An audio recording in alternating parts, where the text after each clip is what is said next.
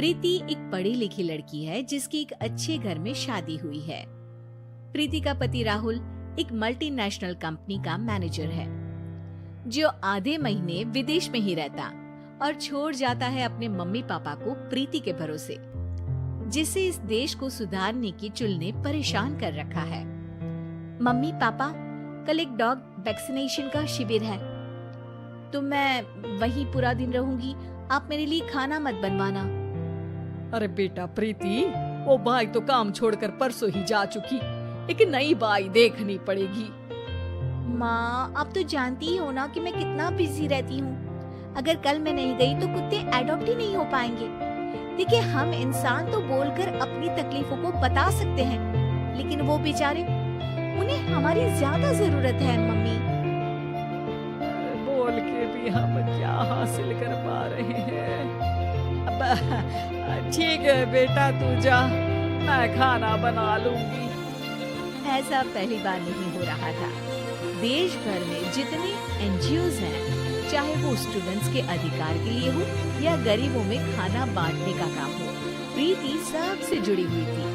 रोज कहीं बाहर ही रहती थी, एक शिविर में नहीं तो दूसरे में, और छोड़ जाती थी अपने सास ससुर को उनके खुद के भरोसे।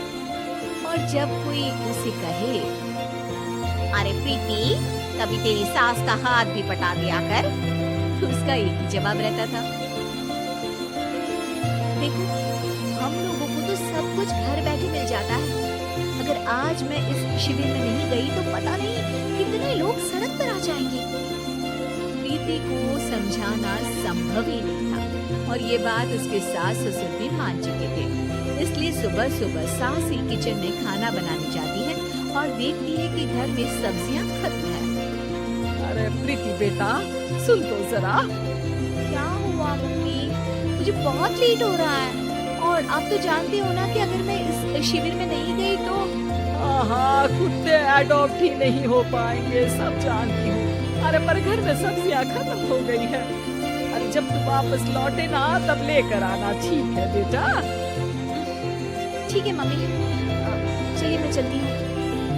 और हर बार की तरह प्रीति अपनी पार्टीज और आफ्टर पार्टीज में इतनी बिजी रह गई कि सामान लाना ही भूल गई। बात केवल सब्जियों की नहीं थी, लेकिन प्रीति हर रोज किसी नए शिविर में निकल जाती थी अपने सास ससुर को अकेला छोड़कर। एक हफ्ते बाद प्रीति के ससुर जी के हाथ में दर्द होने लगा। अरे बेटा प्रीति, पापा जी के हाथ में बहुत दर्द हो रहा है, आज इनको डॉक्टर के पास लेकर जाना पड़ेगा। ठीक है माँ, आप हो आओ, मैं बाहर ही खा लूँ। अरे बेटा, मैं कैसे ले जाऊं? ये काम तो हमेशा राहुल ही करता था और मुझे तो डर है कि कुछ ज्यादा बड़ी बीमारी ना हो जाए।